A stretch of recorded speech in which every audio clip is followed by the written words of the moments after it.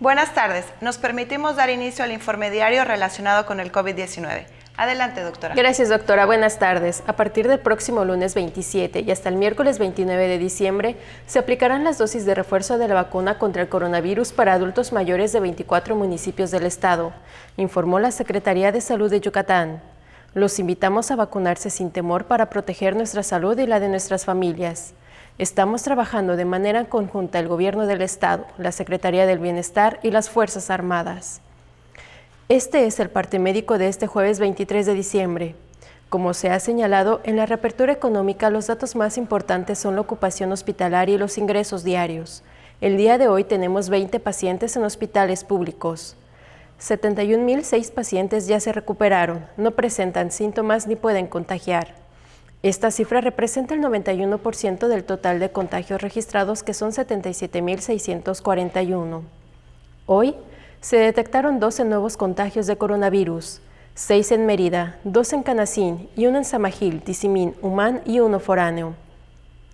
De los 77.641 casos positivos, 613 son de otro país u otro estado.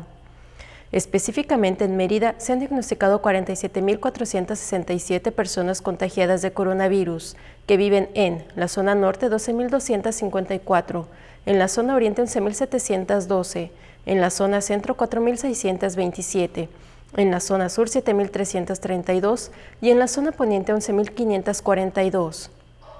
Lamentablemente en este parte médico informamos de un fallecimiento. Es una mujer de 68 años que residía en Mérida y tenía entre sus principales enfermedades hipertensión y obesidad. En total, son 6.477 las personas fallecidas a causa del coronavirus. De los casos activos, 138 están estables, aislados y monitoreados por personal médico de la Secretaría de Salud de Yucatán. Presentan síntomas leves. Como ya se mencionó, 20 de los casos positivos están en hospitales públicos y en aislamiento total. Hay otros pacientes a la espera de diagnóstico. El rango de edad de los casos es de 1 mes a 107 años. Los indicadores semanales del Semáforo Estatal de Salud marcan color verde.